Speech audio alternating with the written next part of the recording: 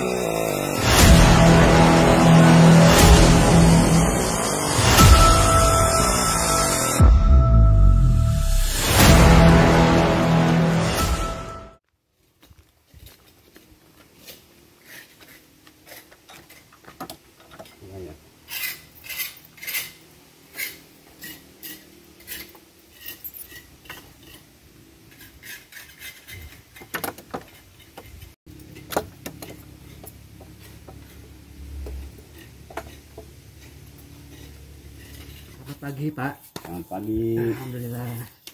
Saya Arif Pak. Ya, saya Sujeri, juru kuncen Ki Ageng Giring, Ki Ageng Gumelem. Saya dari Bekasi Pak. Saya ingin bertanya-tanya, mungkin Pak Jerry bisa menginformasikan kepada sobat-sobat dari Naraiku Channel mengenai dari Ki Ageng Gumelem sampai Ki Ageng Giring. Seperti apa sejarahnya, sejak kapan ada di sini? Gitu ya. Ya, monggo Pak. Bismillahirrahmanirrahim. Assalamualaikum warahmatullahi wabarakatuh. Alhamdulillah wa syukrillah, la haula wala quwata illa billah. Nama ba'da.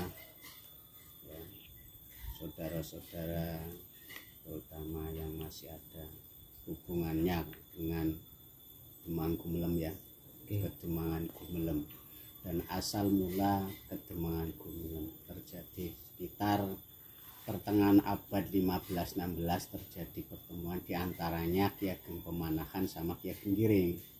Kalau Ki Ageng Pemanahan itu Babat Alas Mentawok sekitar Kota Gede, kalau Ki Ageng Giring itu di Duku Giring, Desa Sodo, Kecamatan Palian, Gunung Kidul.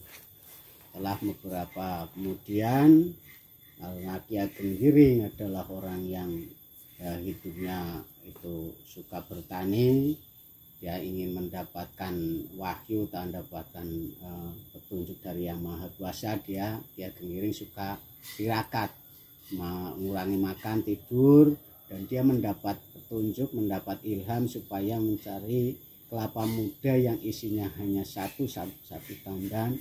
Kalau nanti bisa menemukan dan bisa meminum sampai habis sekali teguk, nanti bisa menurunkan raja-raja tanah Jawa. Ki Ageng Giring bisa menemukan, tapi dilalah mungkin sudah menjadi aja dari yang kuasa, memang yang menurunkan raja-raja matang dari Ki Ageng Pemanahan. Dialah Ki Ageng Pemanahan dari Kota Gede datang ke Giring dan melihat kelapa yang muda yang sudah ditemukan oleh Ki Ageng Giring, oleh Ki Ageng langsung diminta oleh Ki Ageng Pemanahan dan diberikannya kepada Ki Ageng Pemanahan oleh nyainya, karena Nyai Giring yang di rumah. Terus akhirnya ibarat nasi sudah menjadi bubur, akhirnya Ki Ageng Giring ya kalau begitu sudahlah, berarti adik yang akan menurunkan raja-raja di Mataram. Tapi Ki Ageng Giring minta tegak keturunannya harus ada yang duduk di Mataram. Ki Ageng Giring tidak, Ki Ageng Pemanahan tidak langsung mengiyakan, tapi beberapa ambalan dia baru mengiyakan dan baru mengatakan walau alam. Itu yang bisa menentukan hanyalah Yang Maha Kuasa. Terus ada yang meresikakan 7 ambalan baru Ki Ageng Pemanahan mengiyakan, dan ada yang meresikakan 9 ambalan baru Ki Ageng Pemanahan mengiyakan.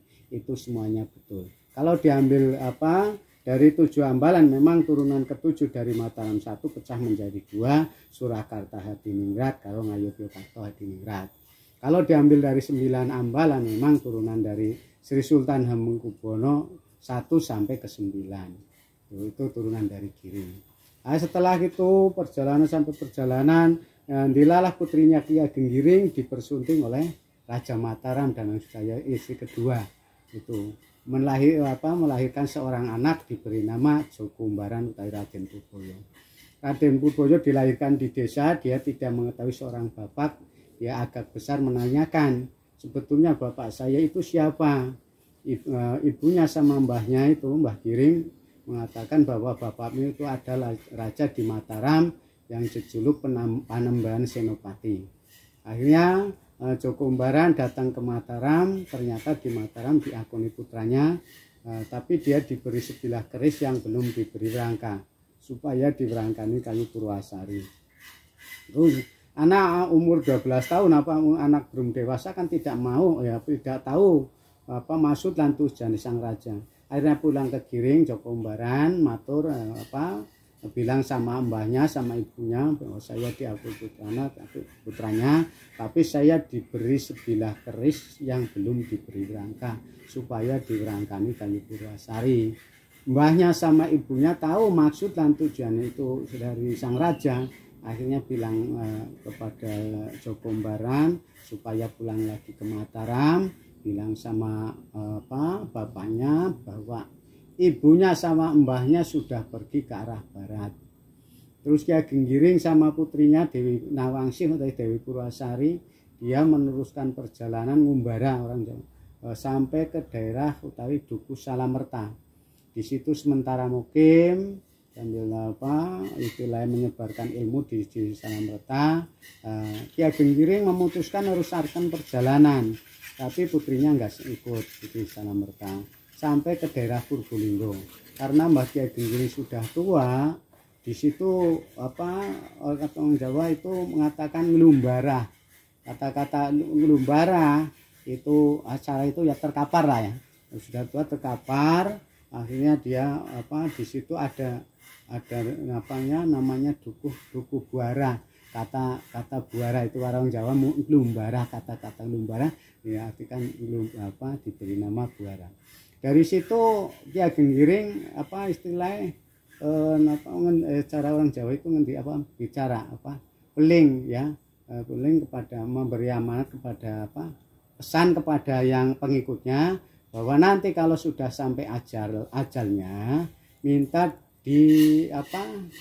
disuceni dan dimandiin di sumur Padepokan Beji, dan dia minta dibawa ke dimakamkan di gunung yang menjadi kesenangannya, yaitu Gunung Giri Lelangen, walaupun namun awujud bungkus kerandanya.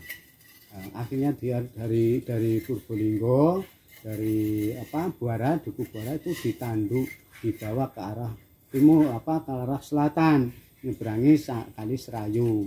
Kalau di situ belum ada alat penyeberangan, dulu ada namanya Papah Kelapa, namanya Blarak. Lalu di situ ada desa Blarak. Dari Blarak ke selatan itu ada namanya Kramat. Di situ kata orang Jawa melihat ke timur, ke barat, dan juga ke selatan, ke utara itu sudah tidak jelas. Karena waktunya sudah agak petang, mungkin tidak jelas. Kramat orang Jawa mengatakan, mulai di situ nama desa Dukuh Kramat. Nah, dari Kramat ke selatan lagi di situ ada namanya Dukuh Larangan. Mungkin waktunya sudah hampir maghrib sore, terus dia dilarang supaya jangan bicara sendiri. Lalu itu di situ ada namanya Dukuh Larangan. Dari Larangan ke selatan lagi itu di situ ada namanya Dukuh Ketandan, Kedukan Ketandan. Mungkin di situ sudah ada tanda-tanda aku kurang tahu. Dari Ketandan ke selatan di situ namanya Dukuh Karanglewas. Ceritanya kondisinya Ki Ageng Giring sudah tidak memungkinkan, yang membawa sudah khawatir atau orang Jawa mengatakan was-was. Nah, di situ ada Dukuh Karanglewas. Dari Karanglewas ke selatan di situ ada sumur yang sekarang masih itu namanya Beji. Sumur yang tidak mau asal namanya Beji. Di situ ada dua versi. Ada yang mengatakan di sumur itu melihat pohon yang tidak sembarang manusia bisa melihat, namanya pohon goib, namanya pohon andelem. Desa ini diberi nama Desa Gumelem. Ada yang memersikan setelah dia disuceni, dimandiin, terus kafani disolati, terus dibawa nyebrang kali Karangtiris ke sebelah timur. Mungkin dulu sungainya masih dalam-dalam dan masih deras airnya. Ada yang terpleset di situ, akhirnya tenggelam, ya. Di situ tenggelam, terus ditunggu-tunggu tidak muncul. Akhirnya dia memutuskan membuat tanda di situ. Kalau akhir zaman desa ini diberi nama Desa Gumelem. Itu yang di tempat itu. Dari situ terus meneruskan perjalanan sampai ke itu yang ya ada di makam yang di bawah itu makamnya Ki Ageng Gumelem. Itu di situ istirahat ketiduran. Orang Jawa mengatakan sare, namanya diberi nama sarean. Dari sarean naik ke atas, itu di belakang makam Ki Ageng Giring itu ada sebuah dataran. Katanya itu perjalanan sudah terasa lelah, dan perjalanan itu orang Jawa mengatakan rindik-rindik, dindik-dindik. Akhirnya di situ diberi nama lemah mendek. Kata rindik-rindik itu. Dari situ terus sampai ke puncaknya. Puncak perbukitan Giring. Di situ sudah merasa berat, tidak ada yang berani tidak ada yang bisa mengangkat kerandanya Ki Ageng Giring. Akhirnya keranda itu dia ingat piwilingnya pesannya tadi Ki Ageng Giring, bahwa nanti kalau sudah sampai ke Perbukitan Giring minta dikubur di Gunung Giring itu. Dan akhirnya kerandanya dibuka, ternyata jasad Ki Ageng Giring sudah tidak ada, hilang. Makam ini diberi nama Girilangan. Giri berarti gunung, ilang saka tembung langan, saka tembung ilang. Berarti Ki Ageng Giring jasadnya hilang di Perbukitan Giring. Akhirnya dia yang dimakamkan di sini adalah cuman bungkus sama kerandanya. Yang mungkin yang di depan itu, yang di depan cungkup itu kerandanya, yang di dalam cungkup itu bungkusnya, kain kafannya. Terus di dalam kemudian itu ada utusan dari di dalam pengiringnya pengikut Ki Ageng Giring ngabari datang putrinya, sebab putrinya tidak ikut perjalanan, yaitu di Salamerta. Ternyata putrinya tidak ada, yang ada hanya pembantunya. Kata pembantunya sedang bertapa di pohon lo di atas kali sapi. Ternyata dicari-cari nggak ada. Yang ada sepertinya ada seperti buah kelapa yang jatuh ke sungai. Tapi dicari nggak ada. Yang ada cuman orang Jawa mengatakan kinangan itu, yang namanya sireh-sereh itu. Nah, akhirnya yang dimakamkan di situ adalah kinangannya. Itu makam itu diberi nama Bogem Ilapat Wadah Kinang. Terus akhirnya tidak lama kemudian ada utusan dari Mataram, yaitu Mbah Huda Kusuma, Panglima Mataram, diutus supaya mencari jejak Ki Ageng Giring. Sampai ke daerah Mbah Huda Kusuma sampai ke daerah Purworejo Klampok, mendengar bahwa cerita rakyat bahwa Ki Ageng Giring telah muksa di Dukuh Karangtiris. Mbah Huda Kusuma membuktikan ternyata betul. Akhirnya Mbah Huda Kusuma sudah tua, minta izin sama Mataram, dia ingin merawat petilasannya Ki Ageng Giring di Dukuh Karangtiris. Di Mataram diizini, tapi sewaktu-waktu Mataram membutuhkan, dia dimintai kesediaannya. Bilalah Mataram membutuhkan perlengkapan senjata yang harus dicari oleh Mbah Huda Kusuma itu. Mbah Huda Kusuma dibantu sama sesepuh sini asli yang namanya Mbah Singakerti, bisa menemukan apa yang dibutuhkan oleh Mataram. Mbah Singakerti mendapatkan sodor, Ki Ageng Gumelem Mbah Huda Kusuma mendapatkan ganjur. Kalau Mbah Singakerti tidak menerima utusan langsung dari Mataram, dia cuma ngancani Mbah Huda Kusuma, Mbah Singakerti tidak mau mengantarkan apa yang dibutuhkan oleh Mataram, hanya memberi mandat kepada Mbah Udakusuma. Sak nduwuri galeng, sak ngisore galeng, itu bahasa Jawa. Yang artinya bahwa katakanlah yang hitam dikatakan hitam, yang putih katakanlah putih, gitu. Itu akhirnya Mbah Udakusuma berangkat sendiri ke Mataram. Pulang dari Mataram, di Mataram terjadi pemberontakan yang dipimpin oleh Adipati Ukur. Akhirnya Mataram tidak bisa nangkep Adipati Ukur. Dia ingat bahwa di Gumelem itu ada panglima yang sakti, yaitu Mbah Udakusuma. Mbah Udakusuma diutus supaya nangkep Adipati Ukur. Tapi Mbah Udakusuma sudah tua, diwakilkan kepada putranya yang namanya Mbah Wirakusuma. Mbah Wirakusuma bisa nangkep Adipati Ukur, tapi dia dihasut. Mbah Udakusuma dihasut oleh Adipati Ukur. Kena hasutannya Adipati Ukur, balik belakang, gabung karo pasukannya Adipati Ukur. Akhirnya Mataram kewalahan, adipati-adipati dikumpulkan. Dulu yang diutus supaya nangkep Mbah Wirakusuma sama Adipati Pucang Jajar, Adipati Ukur, itu adalah Adipati Pucang Jajar dari Kebumen. Adipati Pucang Jajar sudah tua, diwakilkan kepada menantunya yang namanya Raden Jono.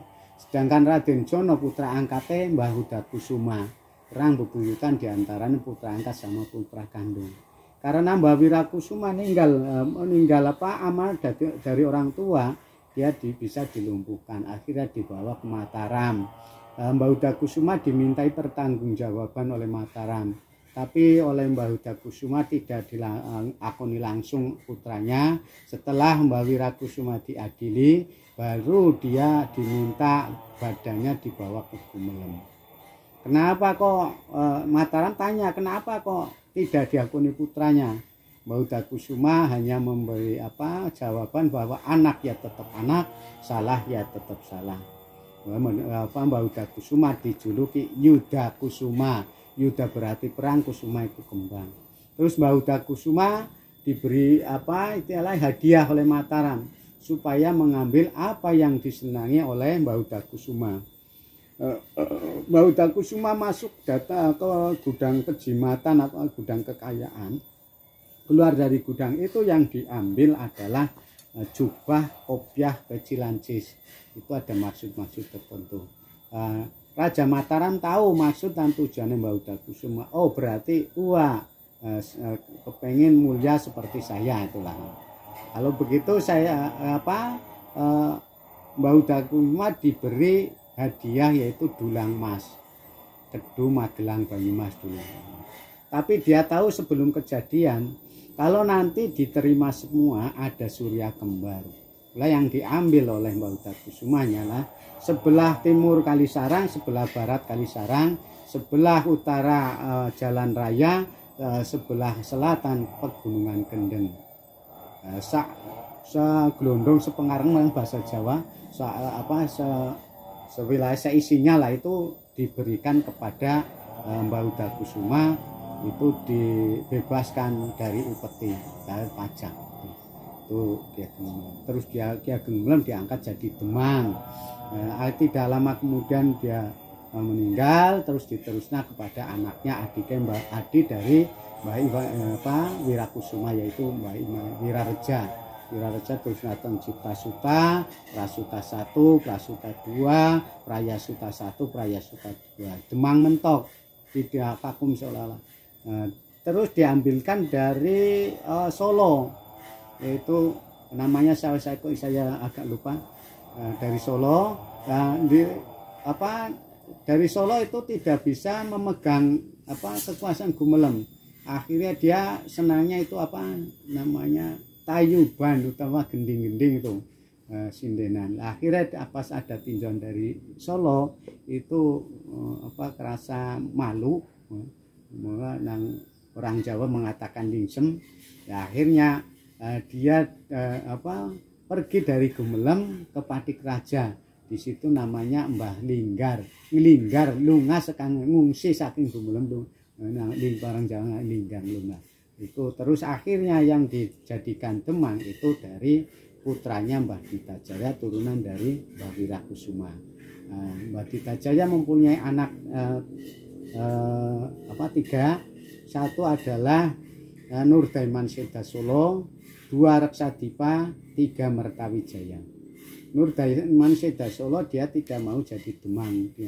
Akhirnya yang dijadikan Demang adalah Mertawijaya. Mertawijaya sedang jadi Demang di Pasiraman Aji Barang, ditarik ke Gumelem dan dia dijadikan Demang di Gumelem, terus dipersuntingkan sama putrinya, adik dari Pak Kubono ketiga, Kanjeng Ratu Alit, garwa pemberian, istri pemberian dari Mataram. Tapi dia adalah sedang hamil umur 6 bulan dari Solo Weling. Saya titip anak sakjroning kandungan, di dalam kandungan umur 6 bulan. Kalau nanti belum si jabang bayi jangan dicampuri. Kalau nanti lahir si jabang bayi laki-laki supaya diberi nama Mertadipura atau Martadipura. Temenan lahir laki-laki diberi nama Mertadipura. Martadipura diperistrikan sama putrinya Bupati Purbolinggo pertama. Mempunyai anak satu, diberi nama Dipadipura. Dipadipura mempunyai anak beberapa jadi Demang Gumelem ya. Terus Dipadipura nanti menurunkan satu yang menjadi Demang adalah Iman Wirja. Iman Wirja menurunkan beberapa utusan, diantaranya Iman Sumbana, Iman Sumbadi, terus Denhut. Masing yang jadi Demang di Gumelem Wetan adalah Gumelem lah ya, itu adalah Iman Sumbadi, adiknya menjadi residen di Banyumas. Terus itu Demang terakhir Gumelem Wetan. Terus pecah jadi 2 itu ya jadi dari kamasnya Mertawijaya, yaitu namanya Reksadipa. Reksadipa sedang jadi Pasuralaya utawi Kayim atau Kayim di Solo. Dia pulang ke Gumelem, minta izin sama putrinya istrinya Nur Daiman Seda Solo. Kalau nanti dia diizini jadi Demang, dia akan memberi hadiah sama istrinya Nur Daiman Seda Solo, petukon kembang sama sulung batik. Itu kata-kata Jawa sih. Kemudian Reksadipa diijabahi jadi Demang. Demang dibagi 2. Demang Kidul karo Demang Lor. Kalau dulu kata-kata Kidul sama Lor sih, itu yang menjadi Demang itu Kidul namanya Mertawijaya, jadi Demang Lor Reksadipa. Apa yang diucapkan oleh Reksadipa itu dikabulkan, yaitu petukon kembang sama sulung batik, yaitu Dukuh Karangpace, itu Pedukan Karangpace 2 RT sekitarnya. Terus tanah sawah itu 4 bau tanah Silempin. Sekarang di tengah-tengah Gumelem masuk Gumelem Kulon, sekarang masuk Gumelem Wetan, seperti pulau di tengah-tengah. Itu sejarah, itu sekilas. Nanti terakhir Gumelem Kulon Pagadi, Pagadi. Jadi Reksadipa, terus Reksadipa Mas Roib Rejadikara, Mas Roib Rejadikara terus nurunaken Atmawikarta, Atmawikarta nurunaken Badi nurunaken Gadi. Itu Demang Kulon. Tahun 1909 peralihan status Demang jadi kepala desa, sebab keputusan Menteri Dalam Negeri bahwa yang dulunya tanah-tanah perdikan disetatuskan menjadi tanah kekuasaan RI. Tanah dibagikan kepada masyarakat. Siapa yang menetap di situ menjadi kepunyaannya. Dan tanah-tanah Tegalan diundi. Itu Gumelem. Kalau untuk Demangnya sendiri ada berapa banyak, Pak? Oh, Demang itu ngambil sebagian, kalau nggak salah itu 10 bau apa berapa itu, tapi dijual habis. Putra Demang sampai rumahnya dijual ke yang suka, dan akhirnya tidak punya apa-apa. Berarti dari Gumelem Wetan itu ada Demang 1 sampai Demang berapa terakhir, Pak? Kalau Gumelem Wetan sama wakilnya ya, sama wakilnya sampai 15. Oh, sampai 15. Jadi setelah turun pitu pecah menjadi 2. Oh. Sampai turun ke 8 sama wakilnya. Hmm. Wakil kan karena belum besar. Contohnya Gumelem kula ya diwakili Kirna itu kan Demang wakil. Diwakil sampai 15 tahun kadang. Kalau belum besar kan diwakilkan. Awal pamannya apa sih yang jadi wakil. Berarti sampai Demang 15. Itu kalau ada tertulis nggak Demang 15 itu dari Enggak, cuman yang tertulis 13. Oh. Yang tertulis kayak wakilnya tidak tertulis. Tidak tertulis. Oh. Cuman pernah diwakili oleh ini sekian tahun itu ada. Berarti yang pasti kalau untuk Demangnya sendiri 13. Gitu. Nah, 15 itu karena wakil. Itu kan dari Mertadipura atau Martabudaya Demang ke 10. Ya kan? 10 naik terus dari Mertadipura terus di Padipura berarti ke 11. Terus Iman Wirja ke 12, terus Iman Sumbati ke 13. Berarti belum wetan itu. Oh, wetan. Kalau tadi kan pertama yang 5 kulon ya. Pecahan dari pas sudah Demang 7 itu ya.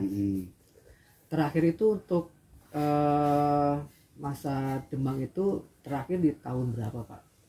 Tahun saya kesana, tahun 59. Oh, terakhir tahun 59 ke masa Demang lah ya. Tapi terus diteruskan karena tidak ada perannya. Terus akhirnya Demang meninggal, itu tidak mengangkat kepala desa. Jadinya kepala desa. Ya, jadi sebetulnya sudah kepala desa itu, tapi masih seorang yang dulu Demang. Cuman alih nama. Saya tetap di situ. Karena Demang Gumelem Wetan meninggal, itu mengangkat kepala desa. Dilalah kepala desanya itu tahun berapa ya itu yang meletus G30 SPK tahun 65 itu ya itu awal kesangkut G30S cuman 3 tahun itu dihentikan ya, terus mengangkat ya, akhirnya dikartikerkan kartiker apa wakil ya PJ lah saya sekarang itu sampai 5 tahun memang pernah Densus itu diangkat jadi kepala desa cuman beberapa tahun sih tidak lama karena yaitu tidak bisa memegang Gumelem. Sampai saat ini peninggalan dari Ki Ageng Gumelem sama Ki Ageng Giring itu apa hanya ada di 2 makam ini atau ada di tempat lain? Ya kayak kalau peninggalan memang sing masih sekarang cuman di Gumelem aja itu yang ya ada itu peninggalan masjid lah ya yang masih terus ini makam paling terus dah paling itu apa dasar apa umpak lah ya itu masih nah, itu katanya memang masih ada itu saka guru saka pendapa yang masih cuman dia tidak terpakai cuman sekitar tahun 2016 apa ya ditanyakan oleh itu ya itu kerabat-kerabat teman yang masih itu kan kumpul 60 orang Pak berapa menanyakan ke saya Pak saya. Tapi sampai sekarang tidak pernah ditanyakan lagi. Karena kalau saya ini saya mau antar ke situ, mau dibawa ke Gumelem lagi apa gimana?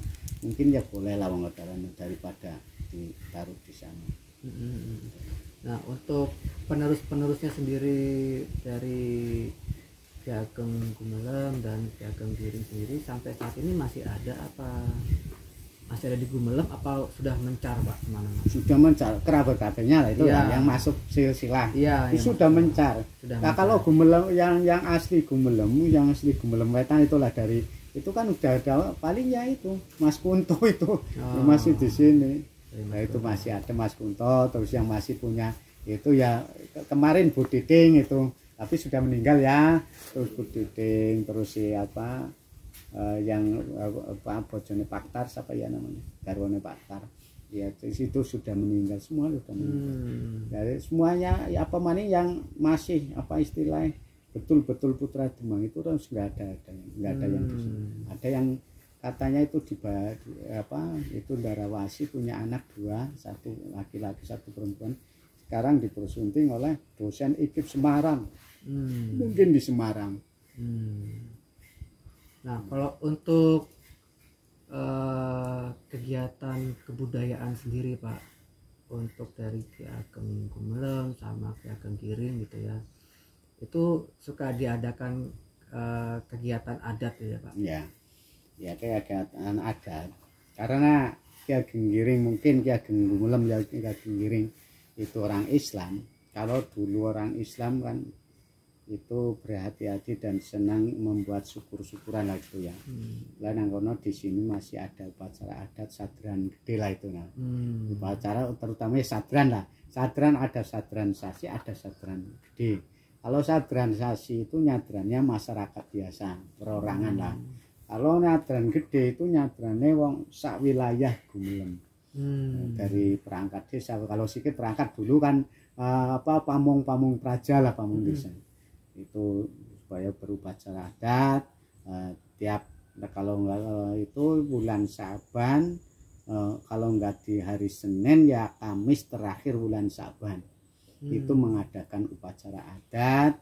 Kalau orang dulu karena Ki Ageng Gumelem Ki Ageng Giring mengikuti jejak Sunan Kalijaga, bab Sunan Kalijaga itu menyebarkan Islam di Jawa tidak memakai bahasa Quran hadis, pakainya bahasa-bahasa alam yang ada, ayat yang tersirat. Bulan Syaban diberi nama bulan ruah, bulan ruh dan arwah.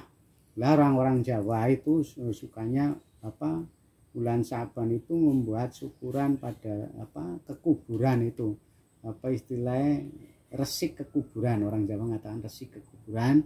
Yang dibawa ke kuburan itu yang dibawa upet. Upet itu dibuat dari kelokap kembang kelapa mancung itu. Terus upet itu dibawa ke kuburan, itu menggambarkan bahwa upet itu adalah upati. Orang Jawa mengatakan upati. Upati itu mencari. Bahasa ini mencari. Upet dibuat dari mancung. Mancung saka tembung manungsa kanden pocong bahasa Jawa. Itu. Kalau bahasa ini manusia yang telah meninggal lah ya. Nah, akhirnya itu ada bahasa Jawa kan pemecahannya gitu.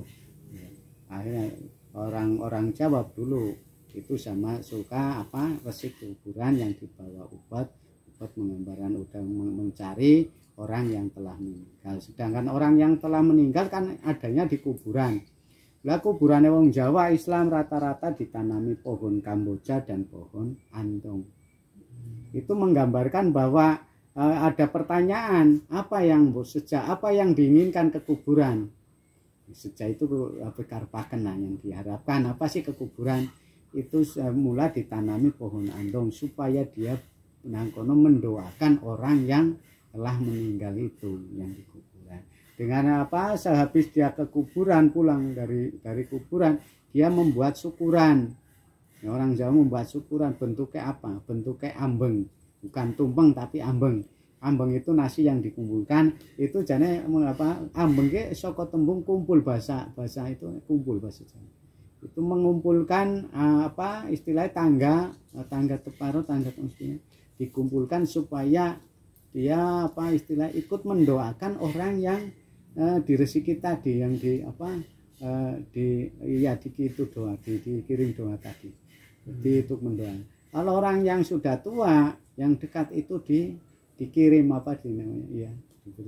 dikunjungi dikasih makan, kadang dibawakan makanan untuk menyambung silaturahmi. Terus baru di langor terakhir nangkono upacara adat sadran gede, terus membunyikan itu gong itu yang ada di sini di sekitar sini. Itu tanda bahwa bulan Syaban telah habis.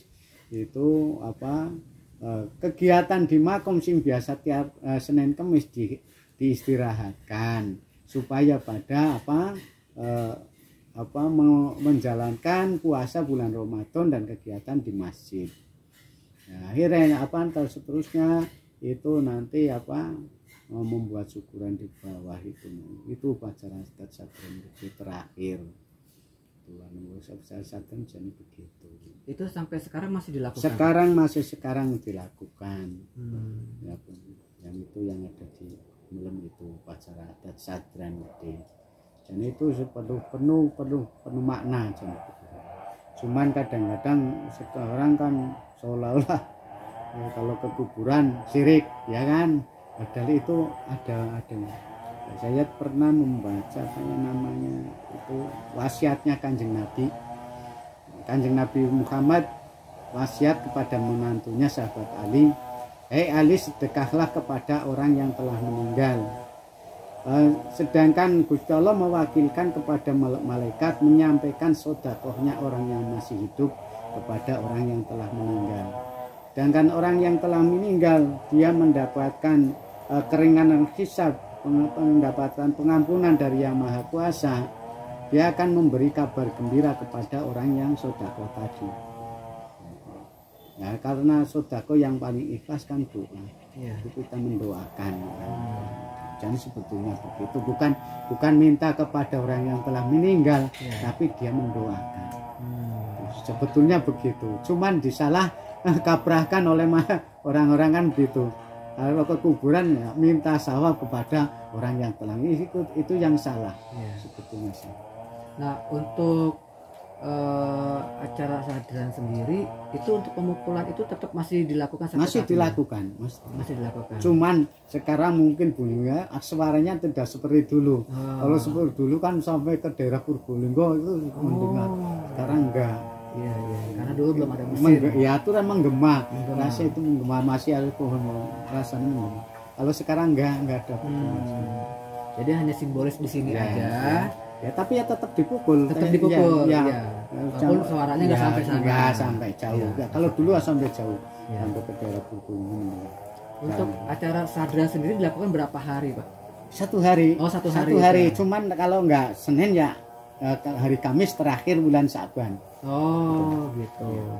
Itu sekarang ini di saat tahun ya, kemarin ada pandemi ya. 2 tahun lah ya, sudah 2 tahun itu cuman ya kanggo istilahnya menggugurkan adat lah ya.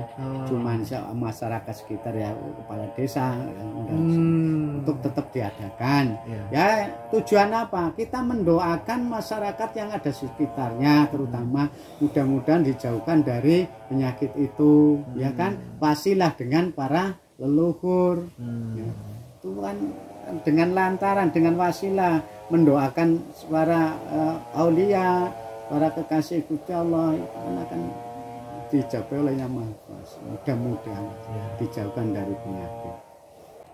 Jadi berarti untuk sejarah Ki Ageng Gumelem dan Ki Ageng Giring itu masih menyambung ya, menyambung. Pak? Masih menyambung. Kalau Ki Ageng Giring itu dari Ki Ageng Giring itu dari Ki Ageng Nis, karo Ki Ageng Gumelem dari Nyai Talupi. Nyai Tiboki, turunan dari perempuan. Nah, kalau dari itu nanti Nyai Erang menurunkan Kiai Bocor, Kiai Bocor menurunkan Adipati Solomanik, Adipati Solomanik menurunkan Adipati Wonosobo Gaduk lagi.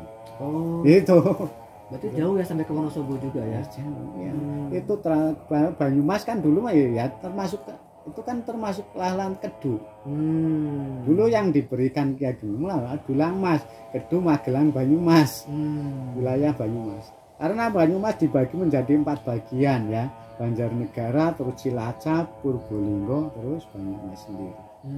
Ya kan mulanya itu. Berarti daerah-daerah situ jelas paham ya terhadap Gumelem ini sendiri ya. Paham. Jadi mungkin mereka tahu sejarah leluhurnya ada di sini juga, gitu kan ya. Dan memang mungkin Kademangan Gumelem sendiri juga meliputi wilayah-wilayah itu jauh seperti itu ya. Ada yang di Merten itu, turunan di Merten sini dari Purwonegoro ada.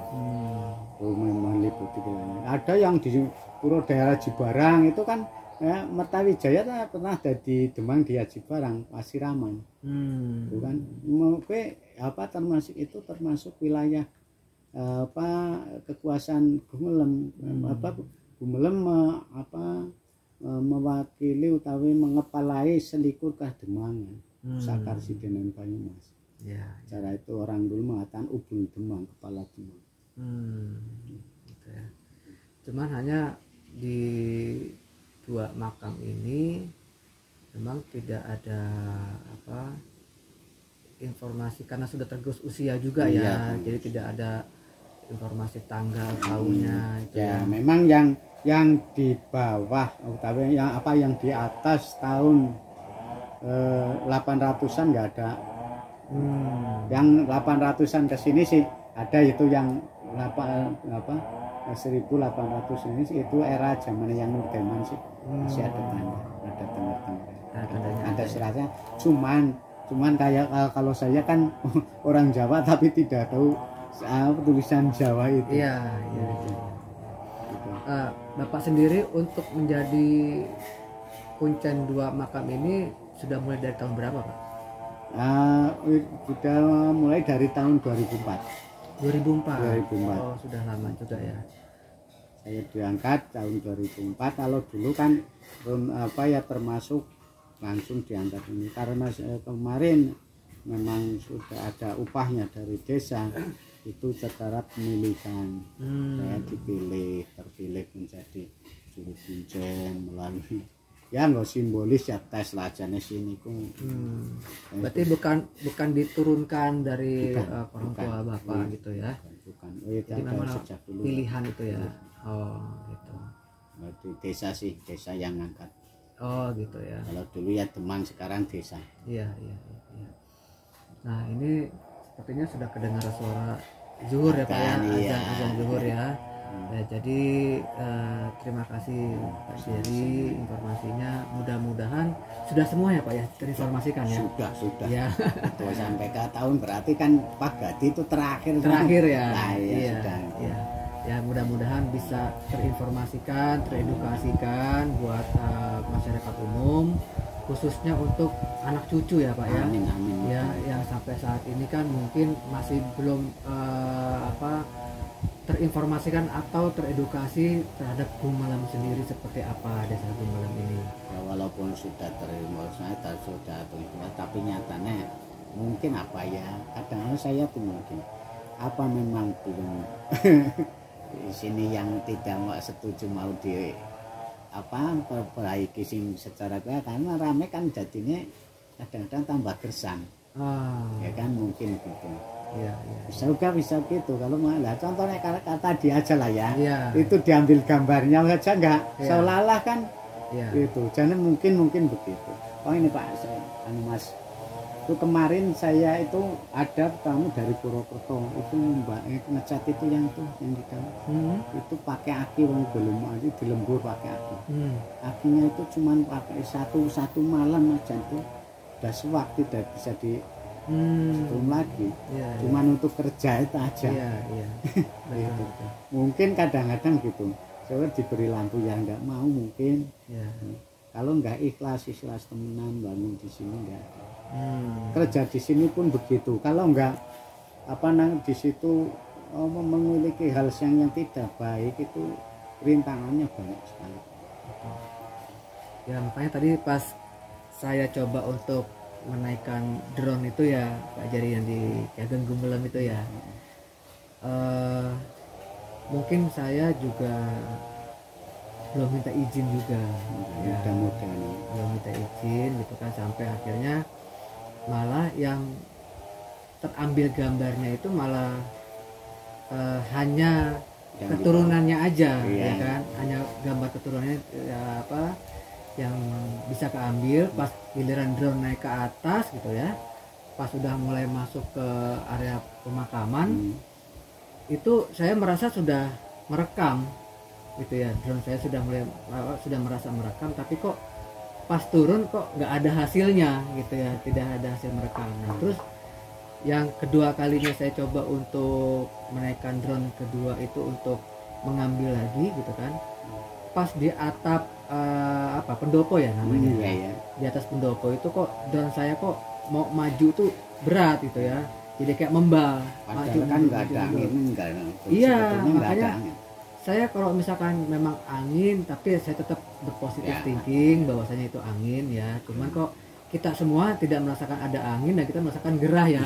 Kita merasakan gerah semuanya gitu kan ya. Mungkin belum minta izin. Iya itu. Nah makanya tadi saya nyun sewu gitu kan, nanya lagi sama bapak ya kan. Terus saya juga minta izin, alhamdulillah diberikan izin dan dikasih kelancaran seperti itu. Ya mudah-mudahan dari pertemuan kita kali ini, pembicaraan kita kali ini banyak manfaatnya ya Pak ya. Amin. Untuk banyak orang bisa terinformasikan, dan mungkin juga kalau misalkan masih ada hal yang belum terinformasikan gitu kan ya, mungkin kalau misalkan masih ada yang ingin bertanya bisa datang ke sini langsung ya Pak ya. Iya, bisa nanya-nanya ke Bapak ya Pak ya. Bisa nanya ke Bapak seperti apa sih gitu kan, secara konkret, secara detailnya seperti apa gitu ya Pak ya. Ya karena waktu pertemuan kita memang terbatas dan sudah mulai masuk zuhur ya Pak Jari ya. Jadi pertemuan ini sangat disayangkan harus diakhirkan karena memang ada perjumpaan pasti ada perpisahan seperti itu ya Pak ya. Mudah-mudahan kita dipertemukan kembali ya kan, bisa bersilaturahmi kembali ya Pak. Yang penting adalah kita diberikan kesehatan, diberikan umur panjang ya Pak ya, tetap diberikan